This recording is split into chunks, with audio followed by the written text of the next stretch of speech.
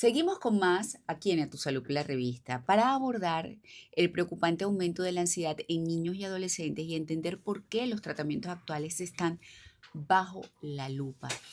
Esta es una de las realidades más duras que enfrentamos como sociedad. Hablar de que la ansiedad ya afecta al 11% de los niños y que en adolescentes el aumento ha sido de un 70% en menos de una década.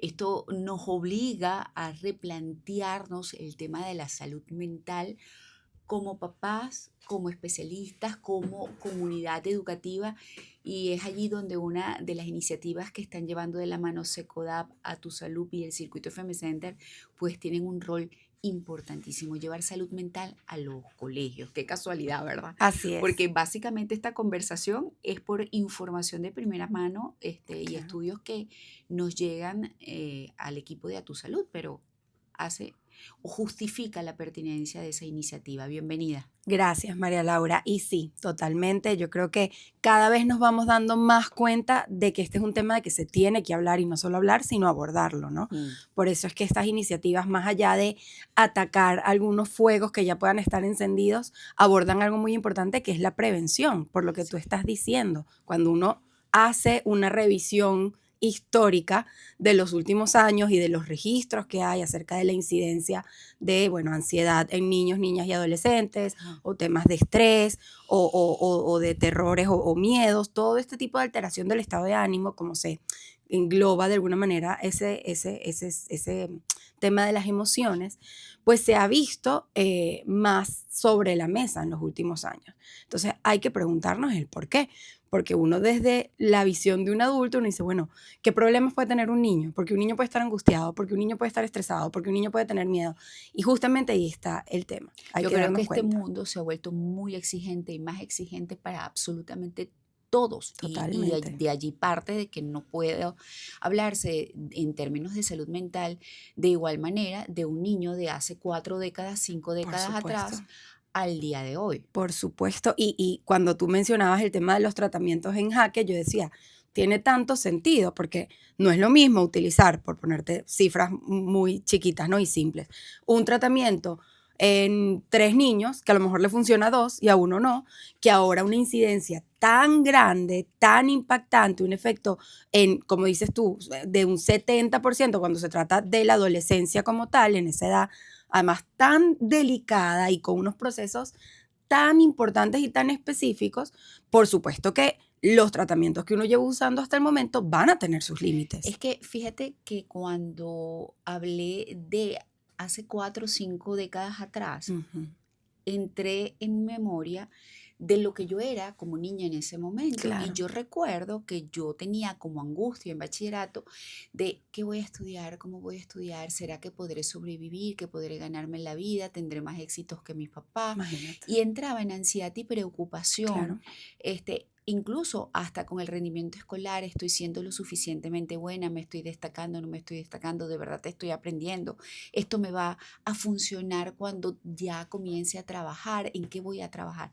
Claro. Y yo me llenaba de angustia. Yo no quiero ni siquiera imaginar lo que le pasa hoy en día con la competitividad a los muchachos, ¿no? Exactamente. Hoy el mundo va absurdamente rápido. Los niños y los adolescentes de hoy en día están sometidos, quizás no porque en su momento no haya habido problemas. Tus preocupaciones de adolescente eran total y absolutamente válidas. Y ahora si le sumas una cantidad de realidades que a lo mejor en otros momentos de la vida no se han tenido que atravesar, por ejemplo, yo pensaba hoy en los niñitos post pandemia. Parece mentira, pero todavía 6 años después estamos hablando del arrastrar un efecto emocional, un efecto psicológico que De está miedo, de viviendo toda una angustia, claro. generación por haber estado año y medio básicamente en aislamiento, sin poder desarrollar una cantidad de habilidades, una cantidad de destrezas sociales de todo tipo que se tenían que llevar a cabo en un momento de vida determinado y ahora listo, te lanzo al Ujú. mundo y eso tiene sus consecuencias. Eso entre millones de razones Ahora, más. ¿cómo puede un padre distinguir entre la timidez normal, el berrinche y un trastorno de ansiedad que requiere atención profesional a esa edad tan corta, por ejemplo, en los niños y bueno, y también en los adolescentes, porque se pudiera confundir con capricho o con temas relacionados a sus cambios hormonales, ¿no? Claro, mira, generalmente cuando estamos hablando de un tema de ansiedad o de una alteración del estado de ánimo en sí, a la que tenemos que prestarle atención, siempre nos vamos a dar cuenta, si estamos lo suficientemente atentos, por supuesto, porque vamos a ver un cambio. O sea,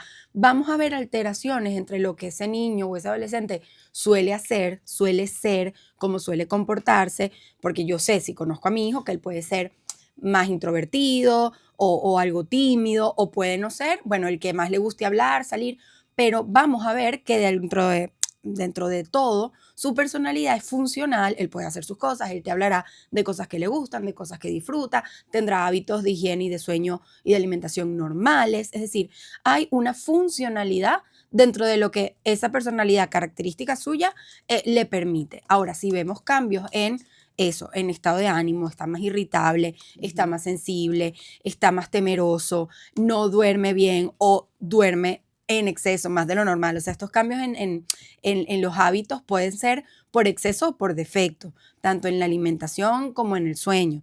Incluso a veces vemos conductas atípicas que refieren de pronto el tema de esa ansiedad en particular. Me tengo que bañar varias veces o me empiezo a lavar las manos de manera compulsiva o empiezo a hacer cosas que de alguna manera hacemos para aliviar esa angustia que yo tengo, que a lo mejor ni siquiera he podido verbalizar, no he podido hablarla con nadie, no se la he podido contar a mis También papás. pudiera estar ligado al relacionamiento de este pequeño con la comida, por Por ejemplo, supuesto, o con los claro. juegos, o con todo. Totalmente. Y fíjate que por eso es que hay tantos tratamientos que a lo mejor ni siquiera sabemos que están allí, porque hay algunos por excelencia, la terapia cognitivo-conductual, por ejemplo, y yo revisaba un artículo que hablaba de esto, justamente lo que ustedes están comentando, que habla de que, bueno, la terapia conductual es por excelencia lo que los psicólogos vamos como el referente, pero ¿cómo haces tú una terapia que hace que el niño reflexione y te diga lo que está pensando cuando a lo mejor hablamos de un niño que todavía no sabe hablar bien? Claro, claro, y de hecho ese es el tema, porque los protocolos ya se están volviendo obsoletos, qué es lo que tiene la ansiedad actual y los problemas de salud mental hoy día que no están resultando. Yo pienso que es multifactorial, pero de una manera hiperdimensionada. Yo estaba haciendo una revisión de las posibles causas de un niño de hoy, ¿no? Del Ujú. 2026, acerca de por qué, sobre todo además en edades cada vez más tempranas, un niño puede empezar a desarrollar un cuadro de ansiedad y los factores son inmensos, son muchísimos. Entonces, es muy probable que un tratamiento pensado, estudiado, formulado para abordar ciertos tipos de ansiedad o por distintas razones, se vuelva insuficiente. Claro. Y además que es, eso, María Laura, a veces creemos que es una receta, que es un checklist que un psicólogo tiene que hacer y hacer esto y esto, y jugar esto y esto, y pasar esta lista de chequeo. Y bueno, ya, si el niño no se curó, bueno, nada, no sé, no hay solución. Y no va por ahí. Cada persona tiene, o sea, es un cúmulo de experiencias, tiene un contexto familiar particular, vive una realidad particular y no podemos pretender que un tratamiento como, o sea, si yo voy a pasarlo como si fuera una pastilla, pues le funcione a todo el mundo. Yo tengo que involucrarme como profesional Claro, con la vida de ese paciente para poder dar con la clave. sí, con la solución, ¿no? Sí, O el camino exacto. hacia la solución. Ahora, ¿cuáles son las secuelas a largo plazo en el funcionamiento social y académico de un niño que tiene ansiedad y no se le trata? Claro, bueno, hay que partir por el hecho de que la ansiedad se trata de un exceso de futuro, por decirlo de alguna manera, Ujú. ¿no? Es el estar viviendo de manera anticipada, ¿sí? Uno se identifica Yo cuando niña, a ver. totalmente, bueno, porque es que es muy normal, uno siempre está tratando de protegerse del peor escenario y hay personalidades que favorecen más el tema Ujú. de la ansiedad, la verdad es que es así, pero cuando uno vive de manera anticipada y además catastrófica, porque uno no suele imaginarse el futuro como, bueno, todo Bonito, esto va a salir nunca. bien, tranquilo, Sí, que generalmente cuando hablamos de casos así, uno se pone en el peor escenario un poco para prepararse, ¿no? Pero mientras se da ese desenlace, uno sufre de la misma manera. El ujú, cerebro no así es. identifica o no distingue necesariamente lo real de lo imaginario, uno lo sufre de la misma manera. Entonces, un niño que crezca bajo esa situación, que de pronto los padres no hayan tenido las herramientas o la capacidad de identificar, mira, aquí está pasando algo que hay que abordar, porque bueno, a veces uno dice, nada, eso se le va a pasar, es un niño y por eso tiene miedo, cuando sea grande ya no va a pensar de esa manera. Y no, cuando se trata de ansiedad, estamos hablando de un patrón que uno puede ir adaptando y ver la vida bajo esa lupa, bajo ese lente.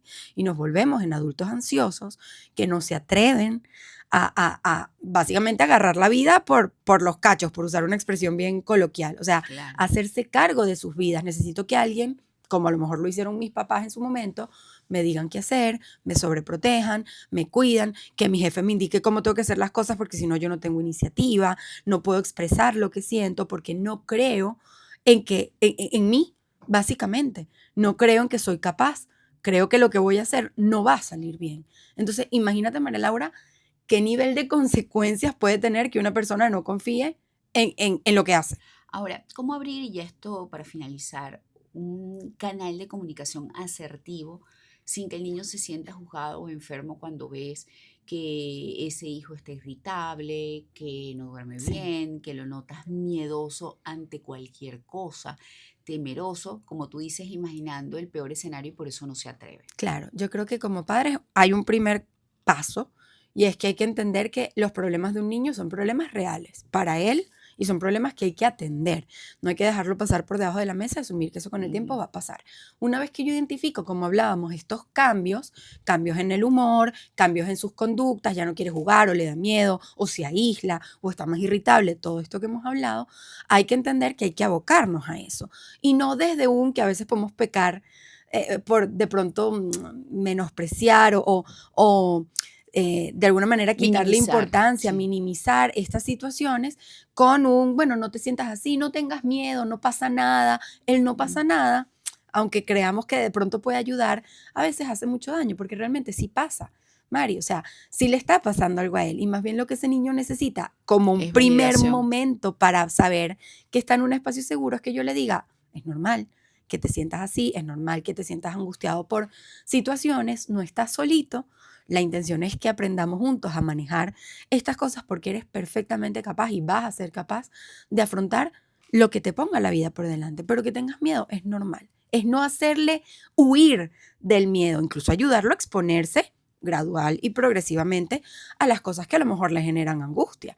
Yo no lo voy a lanzar, no sé, en el salón donde no tiene amigos y no lo tratan bien y pretender que él de buenas a primeras haga amigos y se sienta bien. Pero sí de pronto ponerlo en situaciones donde pueda hacer amigos nuevos, en un espacio controlado. Bueno, muchísimas gracias. El tiempo se hace cortísimo Así siempre. es. Rosa Pellegrino, psicólogo de Secodap, nos acompañó para hablar del aumento de la ansiedad en niños y adolescentes y cómo este hecho ha llevado como que a recalcular las herramientas y los tratamientos que se aplican en la actualidad para acompañar y corregir este tipo de problemas. Pueden conseguir más información en las redes de mi invitada, @psico.ro, @psico.ro o @secodap. Ya volvemos.